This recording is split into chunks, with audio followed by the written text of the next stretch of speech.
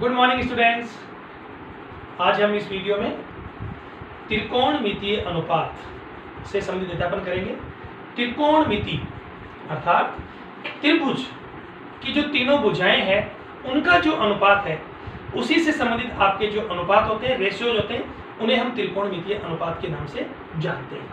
अगर हम बात करें, माना कि पी क्यू आर एक कोई समकोण त्रिभुज है, आपका जो ये क्यू कोण है वो 90 डिग्री कोण है, तो उसके सामने की जो भुजा होती है, सबसे बड़ी भुजा जिसे कर्ण कहते हैं, एक न्यून कोण थीटा और जो आर है न्यून कोण थीटा है, और पी इसका जो पूरक कोण है 90 माइनस थीटा। अगर हम आर को थीटा लेते हैं न्यून कोण, तो इसके साथ लगते हैं हमारी भुजा जो आधार है, और इसके सामने की जो भुजा होती है वो हमेशा लंब होती है। तो इस प्रकार से इस समकोण त्रिभुज में जो तीनों भुजाओं का अनुपात है, चाहे लंब कर्ण का अनुपात हो, चाहे कर्ण लंब का हो, चाहे लंब आधार का हो, चाहे आधार लंब का हो, या आधार कर्ण का या कर्ण आधार का, इन भुजाओं में जो अनुपात है उस अनुपात को ही हम त्रिकोणमितीय अनुपात के नाम से जानते हैं। अगर हम बात करें जैसे लंब बट्टा कर्ण, उसे हम साइन थीटा के रूप में अनुपात के रूप में जानते हैं। आधार बट्टा कर्ण कोस थीटा, लंब बट्टा आधार टेन थीटा होता है। इसी प्रकार से आधार बट्टा लंब अगर टेन का उल्टा कर दिया जाए तो कोण थीटा, कर्ण बट्टा आधार सेक थीटा, और कर्ण बट्टा लंब ये होता है कोसेक थीटा। तो इस प्रकार से आप इसको एक जनरलाइज फॉर्म में देखें तो लाल बट्टा कक्का, आपको याद रखने के पर्पज से हम इसको बता रहे हैं, लेकिन ये जो है अनुपात वो सब के सब वो अनुपात अलग अलग है। ये अनुपात क्या है? अलग अलग है। यहाँ पे लंब बट्टा कर्ण, कर्ण बट्टा लंब, आधार बट्टा कर्ण, कर्ण बट्टा आधार, और लंब बट्टा आधार, आधार बट्टा लंब। तो इस प्रकार से हमारे पास में 6 त्रिकोणमितीय अनुपात प्राप्त होते हैं। साइन, कोस, टेन, कोण, सेक और कोसेक। और इनसे संबंधित जो न्यून कोण है, अर्थात हम बात करते हैं कि थीटा जो कोण है उसका मान 0 डिग्री से कम नहीं होना चाहिए और 90 डिग्री से ज्यादा नहीं होना चाहिए। इससे संबंधित जो हम इनके मान प्राप्त करते हैं वो मान आप इस टेबल में भली भांति आप पहले से परिचित है कि इस टेबल के माध्यम से इनके मान ज्ञात किए जा सकते हैं। हमने पहले ही पढ़ा कि जो साइन थीटा है उस साइन 0 डिग्री का जो मान है, साइन 0 डिग्री का मान 0 होता है, साइन 30 डिग्री का मान 1/2 होता है, साइन 45 डिग्री का मान 1/√2 होता है, और साइन 60 डिग्री का मान √3/2, साइन 90 का मान 1 होता है। इस प्रकार से अगर कोस की बात करें, अब साइन और कोस आपस में दोनों क्या है? पूरक त्रिकोणमितीय अनुपात है। कैसे है? पूरक त्रिकोणमितीय अनुपात है। और पूरक कोण का मतलब क्या हुआ? ऐसे दो कोण जिनका योग 90 डिग्री के बराबर होता है, तो ऐसे दोनों कोण क्या कहलाते हैं? पूरक कोण कहलाते हैं। जैसे हम बात करें 0 का पूरक कोण 90 है, तो 90 का पूरक कोण क्या हो गया? 0।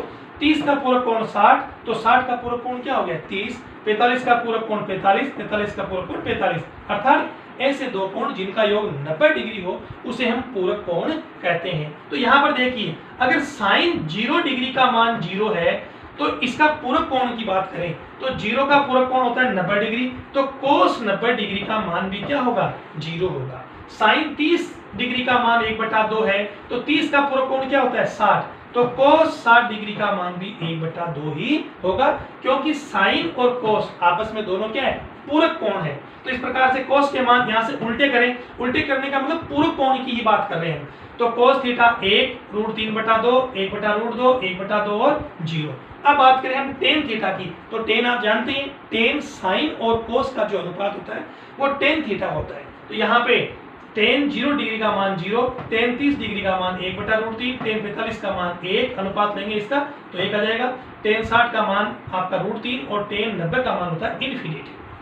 अब देखिए कोट की जब बात करें तो टेन और कोट आपस में दोनों क्या होते हैं? पूरक होते हैं। जो टेन 0 का मान होगा तो 0 का पूरक होता है 90 डिग्री, तो कोट 90 डिग्री का मान भी क्या आएगा? 0 आएगा।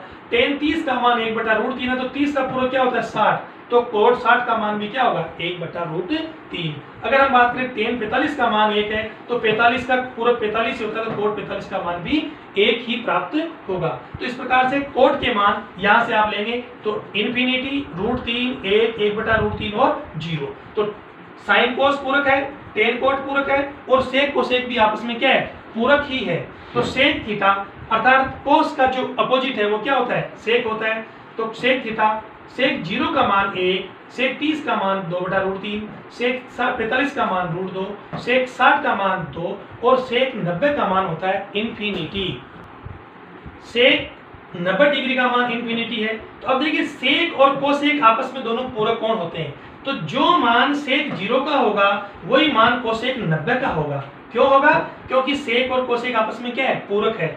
सेक 30 का मान 2/√3 है, तो 30 का पूरक क्या होता है? 60। तो कोसेक 60 का मान भी क्या होगा? 2/√3। तो इस प्रकार से आप इस पूरी टेबल को पूरक कोणों के रूप में याद कर सकते हैं। तो ये जो न्यून कोण है 0 से 90 के बीच में, 0 डिग्री, 30 डिग्री, 45 डिग्री, 60 डिग्री और 90 डिग्री, इनको इस टेबल में आप लोग अच्छी तरह से याद कर सकते हैं। अभी हमने बात की पूरक कोणों की, तो आपके जैसे त्रिभुज ABC एक समकोण त्रिभुज है, उसका कोण ये 90 डिग्री और एक न्यून कोण थीटा और दूसरा इसका पूरक कोण 90 माइनस थीटा। आप इन दोनों कोणों को जोड़िए तो आप देखेंगे 90 डिग्री। इस प्रकार से 0 90, तो 90 0, ये सारे के सारे जो कोण है आप देख रहे हैं, ये सारे के सारे आपस में क्या है? पूरक कोण है। अब इनको देखो इस रूप में भी देखें तो पूरक कोणों के त्रिकोणमितीय जो अनुपात की जब बात करते हैं तो साइन 90 माइनस थीटा बराबर क्या होगा? Cos theta. क्यों होगा? क्योंकि साइन 0 जो डिग्री है उसका पूरक कोण क्या होता है? कोस 90 होता है। सेम इसी प्रकार से साइन 90 माइनस थीटा बराबर कोस थीटा, तो कोस 90 माइनस थीटा बराबर क्या हो जाएगा? Sine theta. फॉर एग्जांपल देखें, अगर साइन 55 है तो कोस 35 होगा। क्यों होगा? देखो इधर साइन 90 माइनस 35 लिख सकते हैं इसको, इसका मतलब इसका मान क्या आ जाएगा? कोस 35 आ जाएगा। ऐसे ही टेन 90 माइनस थीटा हो जाएगा कोट थीटा, तो कोट 90 माइनस थीटा क्या होता है? टेन थीटा, क्योंकि ये आपस में सब क्या है? पूरक कोण है। यहाँ देखिए sec 90 minus theta cosec theta, तो कोसेक 90 माइनस थीटा क्या है? Sec theta. तो इस वीडियो में आप लोग सभी देखिए, इस टेबल को अच्छी तरह से याद करें और मुख्य रूप से पूरक कोणों के रूप में याद करना है। आप पूरक कोणों के रूप में इस टेबल को समझ आएंगे तो इस टेबल से आप कम से कम 4 नंबर के सवाल आसानी से, जो हमारे जो न्यून कोणों से संबंधित सवाल आते हैं उससे और पूरक कोणों की त्रिकोणमिति से सवाल आते हैं, उन दोनों सवालों को आप हल कर सकते हैं। तो इस प्रकार से आप एक बार इन सवालों को दोबारा प्रैक्टिस करें, टेबल की प्रैक्टिस करें, पूरक कोणों की प्रैक्टिस करें और अच्छी तरह से इसको याद करें। धन्यवाद।